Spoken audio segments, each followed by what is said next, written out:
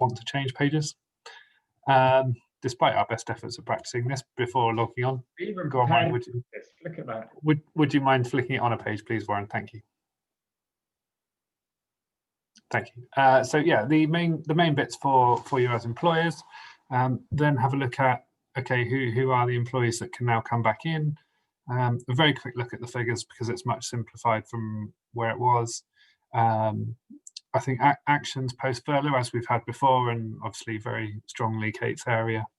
And then actually what are HMRC up to now, which I think is always a question that we'd all like to answer at some way, shape or form. So hopefully cover all areas. But as Warren said, any questions that pop up, feel free just to put them in the chat and see where we go. So cover the employers bit first. So when it was announced a couple of weeks ago now, the part 2 will run until 31st of March. Now they have given themselves a little bit of leeway depending on how the numbers look in terms of cases to review the scheme and its viability in January 2021. There was no date given for that, whether that was early or late January, but January 2021 was when the measures would be reviewed.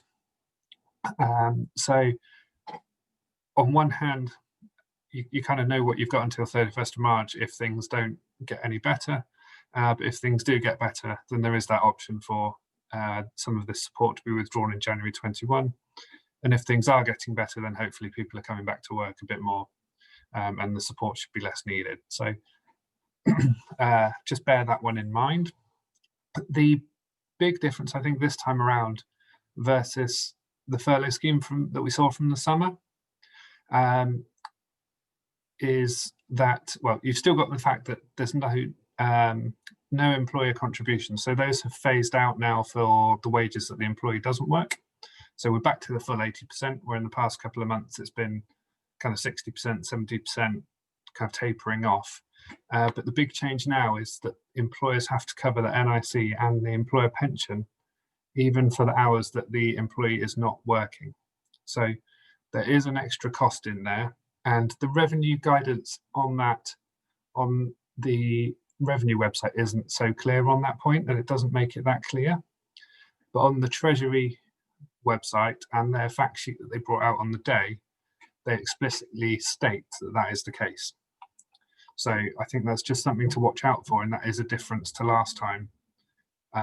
They estimate that that's around 5% of total payroll, total claim costs that would be payable by the employer in that case. So who knows whether they've got their sums right, but just watch out for that change.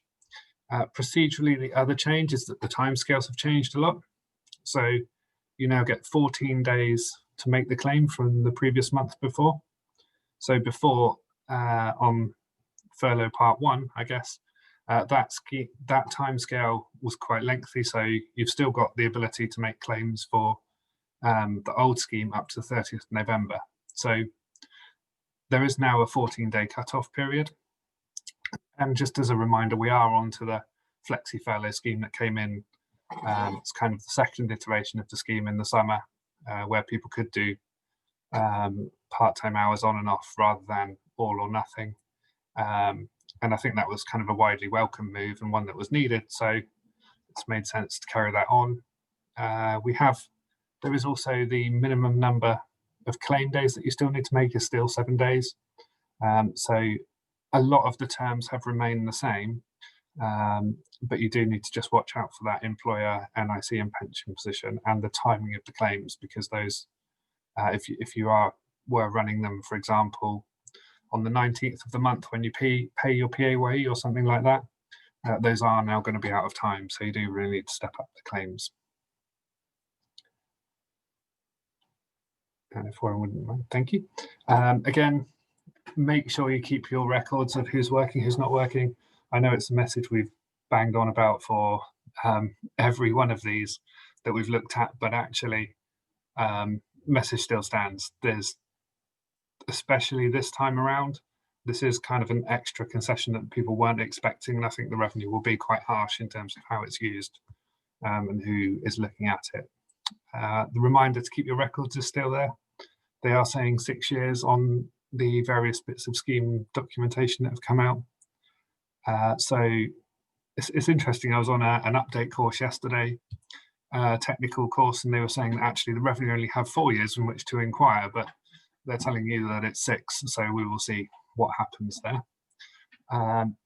All the calculations around whether someone's full-time, part-time, commission, bonuses, all those kind of things are still as they were. But again, another thing that's popped in on the Treasury updates that I can't find on the HMRC website, and I'll read this so I get it exactly correct. So it says, HMRC will publish details of employers who make claims from December onwards under the extended scheme. So I don't know how that fits with any kind of privacy over your tax affairs, but the Treasury press release says that they will publish details of those people claiming under the scheme. So obviously, it seems a bit bizarre, doesn't it, Chris?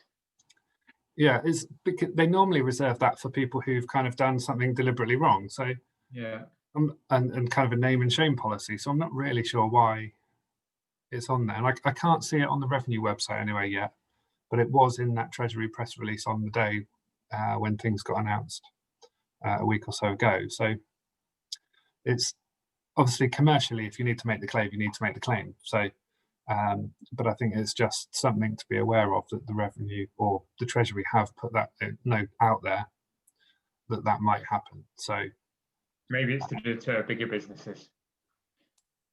Yeah, potentially. There's no that's literally, it's that kind of one sort of throwaway sentence.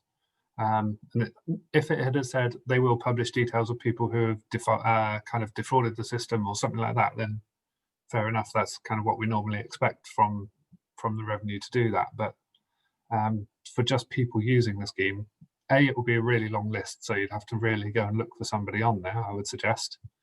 Yeah. But B, it just seems quite harsh and not in keeping with anything else that we've seen before. So something to be aware of. So who can you put on the scheme? So for the employees, it is 1st of November onwards. So people who were on the payroll from 30th of October and have been notified to HMRC from 30th of October. Again, we're back up to the 80%, capped at the 2,500 per employee. So back where we were in May, June time. And the change to this time is that anyone can now join in. So they don't need to have been furloughed before.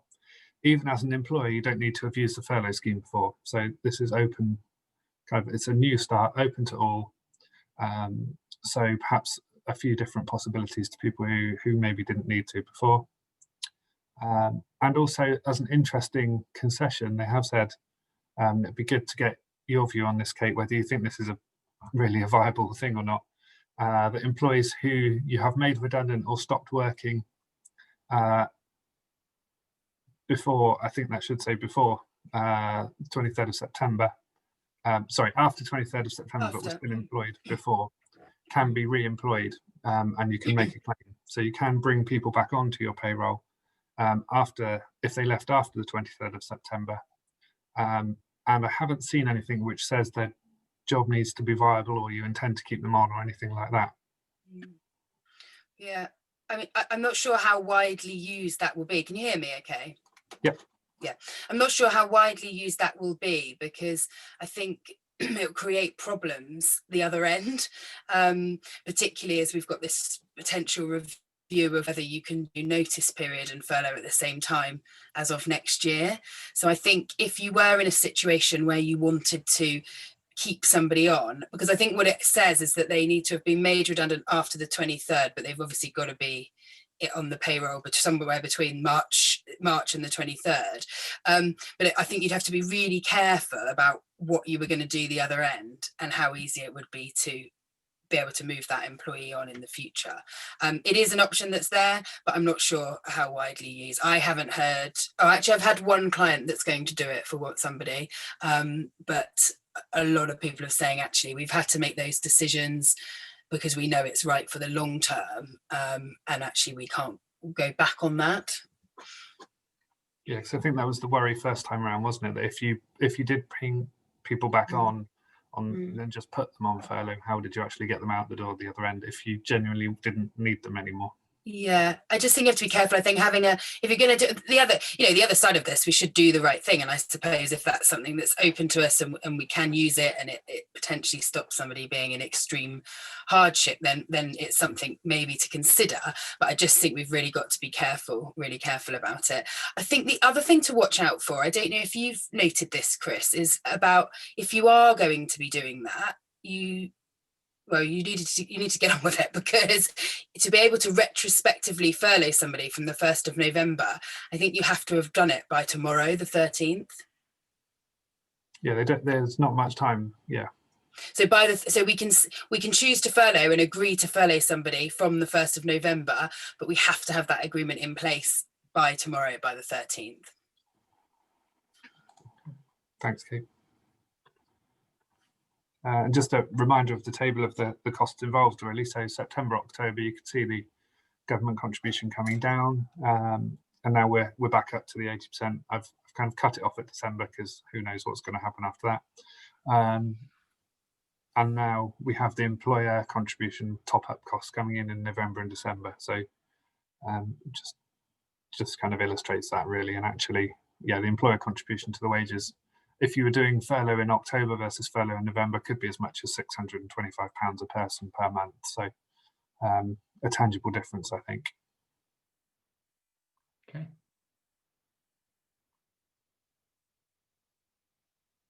So no, I just thought this was an interesting snippet, really, from the revenue website, which said if you can't bring, well, I guess you guys can read it, but it says when the scheme ends, you must decide either to bring your employees back, reduce their hours, or terminate their employment. So it's interesting that they are not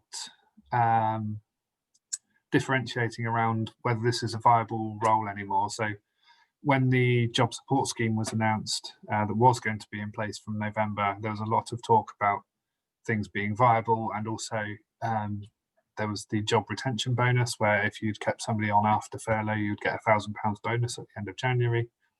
That has now been pushed back / shelved a little bit. They've said it will be reviewed at a date to come in the future. The interesting bit I thought was actually, it almost feels like the revenue are saying you can just keep people on and then you still have the right to kind of terminate them after furlough ends, really, which wasn't really a message that we got before. And I'm not sure it's the right way to read it, or is it the right way to read it? Yeah, I mean, I think that's how you can read it, but it's an interpretation, but it doesn't go with the narrative, does it? Rishi has often said you'll only want to support viable jobs. He doesn't, and however harsh as it sounds, what he effectively is saying there is there's universal credit for those that, aren't in viable jobs, and the furlough scheme should only support those going on to employment. But you're right, Chris, this sort of intimates something slightly different. So yeah, it is. And I agree with you, the job retention bonus, they say it's pushed back. I'd put money on it never reappearing. That £1,000 per employee that was on furlough. I think there was abuse being seen by some of the large corporates that got quite bad press. And maybe this is the opportunity for them to just shelve it, hide it away, never to see the light of day again, which I think is unfortunate for a lot of our type of clients, smaller clients, that may have thought, well, actually that bonus is coming. It is something that will help cash flow. It will help me make some of those decisions on viability. But yeah, I think it is, Chris, to watch this space. I was going to say, there is the cynic in me as well that says that actually this also holds back some people being registered as unemployed, and politically that looks better. But there we go. That's a very cynical view.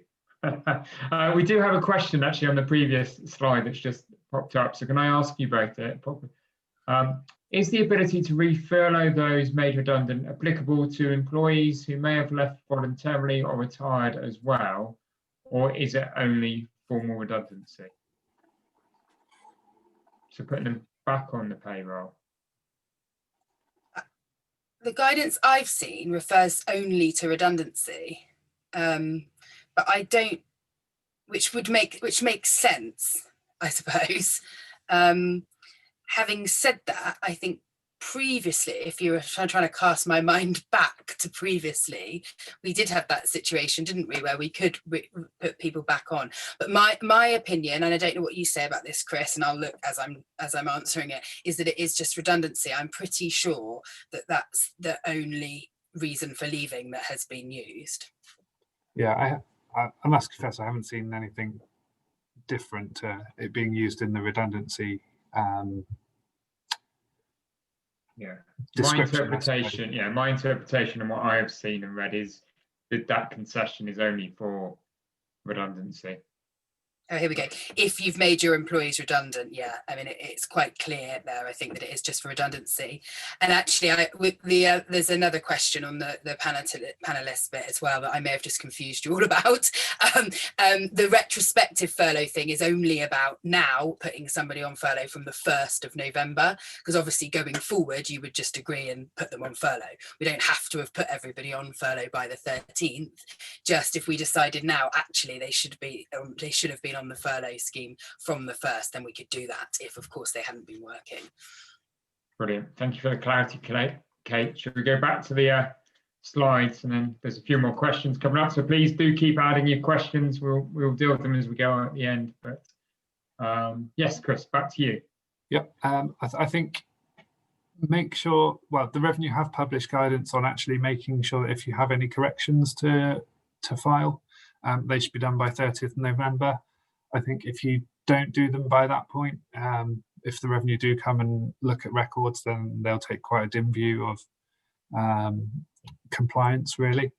They have said in their guidance, it says they may charge a penalty, but I'd be pretty surprised if they don't, given the kind of magnitude of the support that's on offer and the hole they need to fill for giving it, really. There has been a bit in the press in kind of the last 24, 48 hours. Nothing we didn't know was coming, but the Office for Tax Simplification, which I would add is a government organisation, has suggested to the government that they should look at reforming capital gains tax and making that a similar rate to income tax. Now, I won't even ask Warren about this because we might have to bleep out the rest of the webinar. Breathe, Munson. But we will be doing an announcement, kind of a more formal announcement on this. But actually, I think the Revenue started to look at who's got to pay for things. I have seen letters from them to clients who may have been sort of a day or two late with their PAYE payment or something like that. And they've started to withhold certain parts of furlough claims for PAYE payments that either the client hasn't made yet or the Revenue can't find, which is often the case. So they are getting a bit more stringent on how they pay out. But for the CGT stuff, yeah, we will be putting something out there. And also, it's down to everyone, I think, that owns any kind of asset, really, to be getting in touch with their local MP and having a discussion about this, because there appears a lot of the coverage has been announcements from HMRC, and obviously they're spinning it the way they want to. But it will affect everybody, whether they own a company, a rental property, shares in there, if they've not got them in an ISA, all of those kind of people. So it's being badged as kind of a niche increase, but actually it will hit a lot more people in a lot of hard ways. But as I said, we will be putting something more formal out there about that before too long at all. So just keep your eyes peeled for that, and also be ready to help and make a point, really. So yeah, the Revenue are mobilising at the other end of things as well. It's sort of the short summary on that, I think. Yeah. Well, one of the other things that I've now seen with two clients is they are starting to raise inquiries and inspections into furlough claims as well, and digging quite deep. So do make sure your records, if you have been making furlough claims, like a lot of us in business have, that the records are there, that they're valid, and you have all of that information and data, because the Revenue are definitely have set up an inspection team and are inspecting. So I think that's another watch this space piece. Yeah. And I will stay off the CGT thing before I. Yeah, and then on to questions, really. Okay, well, we have some questions. So, question here is that I bought back someone on the 5th of October, and the payment date is the 31st of October, monthly payment. The FPS submission was filed on the 30th of October. Will that person be eligible for furlough, or is that RTI submission considered 31st and not 30th? Just to clarify, because I think we might have confused you a minute ago as well, actually.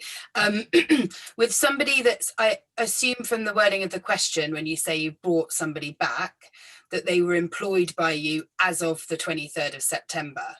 If they were, that's okay. They don't have to have been on the 30th. So basically, they have to have been employed by you between March and the 23rd of September. If they then get made redundant, and I have actually just checked the wording again, exactly what it exactly says, if you made employees redundant or they stopped working for you, so actually going back on what I've just said, I think there could be a potential to say, if they've stopped working for you for another reason on or after the 23rd of September, then you can re-employ them. And that only applies so long as you'd made an RTI submission between the 20th of March and the 23rd of September. For anyone else that's just remained in employment or just started or something, then they have to be on that real-time information submission on the 30th of October. Is that clear? Chris, you might be better to answer the question about the RTI, the timing of it, whether it's the 30th or the 31st. Yeah, there's another update there as well, Kate, if you can see it. Not sure. They were employed from March to August and then redundant and then brought back on the 5th of October. Oh, sorry, in the question. I thought you were talking about the government website. I was like, no, don't do that to me. Not read webinar. I sort of looked away.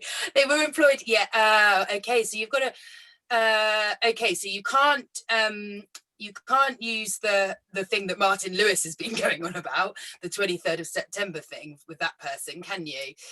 Because they weren't employed by you on the 23rd of Sep, but you can just use the extension. So then the question is, were they, the guidance says you have to be on the PAYE RTI submission on the 30th of October. How does that work, Chris, with the 30th, 31st thing? Yeah, my thought was the submission was filed on the 30th. So if the submission was filed on the 30th, not the 31st, then we're okay, aren't we? Yeah, that would be my thought, in that the 30th, I think it was designed to stop, well, all of the cutoff dates have been designed to stop people putting people on the payroll or kind of backdating them onto the payroll. And therefore, if you genuinely submit on, say, the 29th or the 30th, even though it obviously covers up to the end of October, you're not kind of backdating to put anybody on that wasn't legitimately on there, so to speak. So yeah, I'd agree with you, Warren. 30th, it should be fine. Perfect. Right. One last question at the moment. So if there is anything else anyone wants to ask, then please feel free.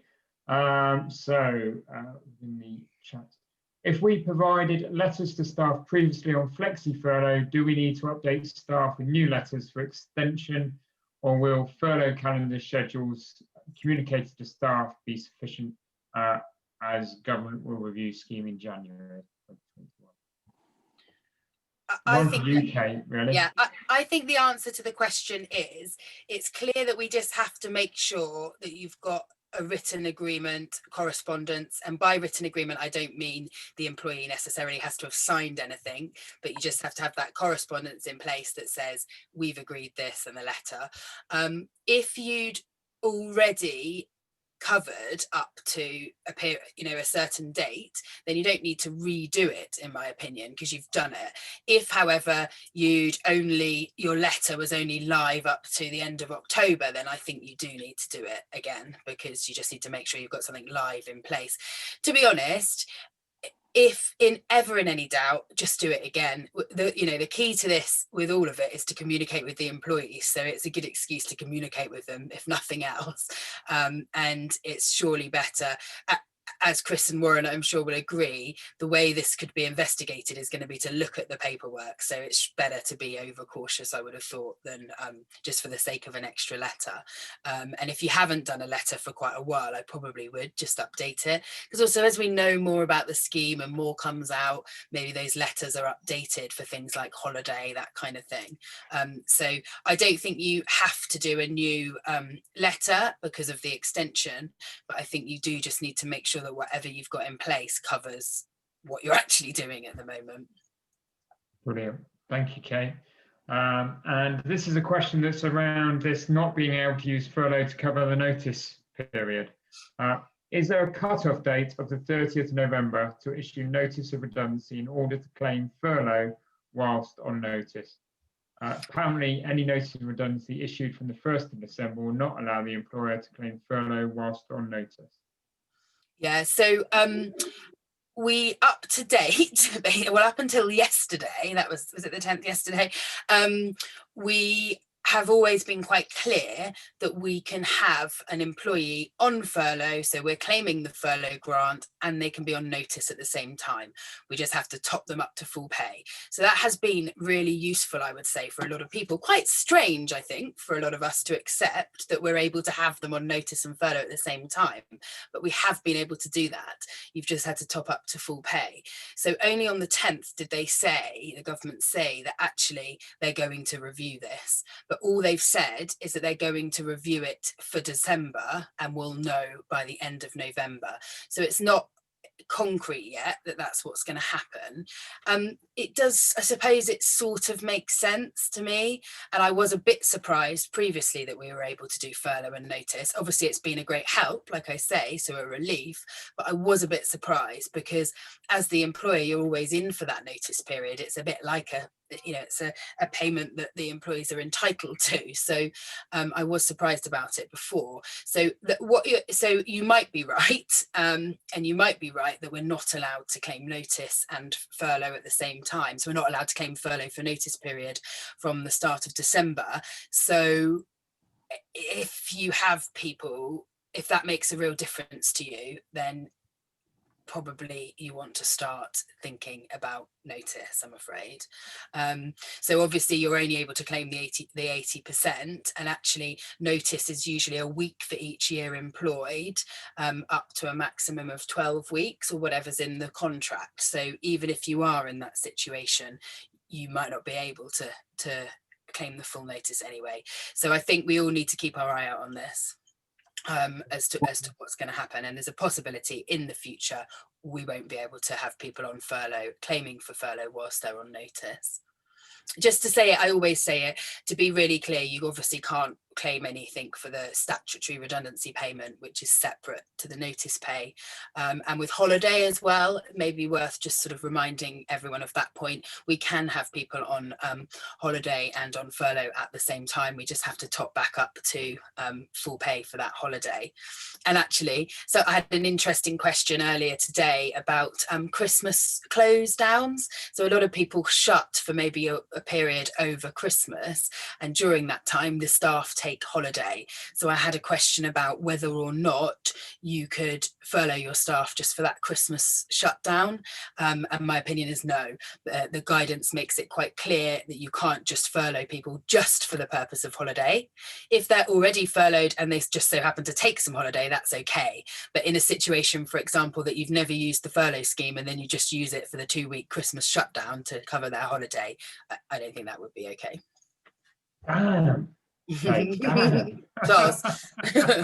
What I would say on the question, but I was thinking it. What I would say on the redundancy as well is the guidance actually says that the employees serving contractual or statutory notice periods and will change the approach for claim periods starting on or after 1 December 2020.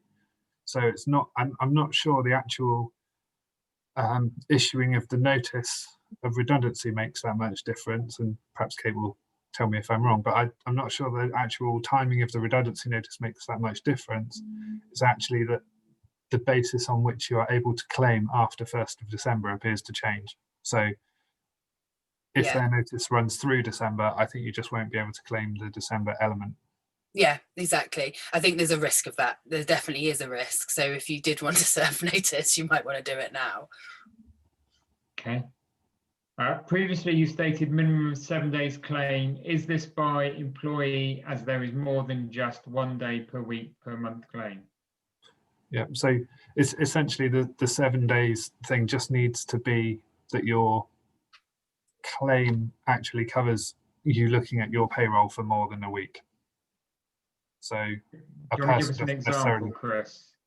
So a person doesn't necessarily, I don't know, if they were Monday to Friday employee and they had every Friday off, for example, or they were furloughed every Friday under the part-time scheme, they will have been on, your claim period will be a month in that case, rather than 4 days. Okay. So then you meet the 7 day. Yeah. Okay. And then a follow-on question is, to be able to make a furlough claim, there was the rule of a minimum of 3 weeks on the scheme. Did this change at all? Yeah, we don't need that anymore. We don't, which is good. We needed that. What was it? It was before July anyway. June, yeah. July, way back. Now we don't. Pre-flexi, yeah. wasn't it? There's feelings of dread of what was happening then. No. Yeah, there's no qualification like that anymore. Yeah, perfect. Right. I think that brings to an end all of the questions. So thank you for your time, Chris, Kate. Thank you for the work and preparation. Thank you for your expertise. It's been good to for you to share that with everybody on the webinar. Clearly, you know, the complexities only but continue, I think, is what I would say.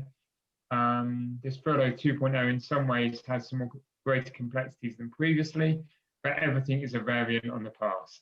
I think I definitely speak for Inspire, but I'm sure I'd speak for Kate. If you've got any questions or anything specifically that you want to ask, then do reach out to Inspire. Kate, I'm sure you're happy to take calls from anybody that's on the webinar. We are here to help. Absolutely, yeah, really here to help. Please get in touch, yeah. We are here to help, and I know we've got plenty of clients on the call, but also those that aren't yet clients of Inspire. So if you want to reach out and just talk to us about the services we offer and what we can do to help you, we would love to do that as well. It goes without saying. So other than that, as I say, Chris, Kate, thank you. Please, everybody, keep safe, keep well, and we will see you soon, I am sure. Thanks very much. Have a great day, everyone. See you later.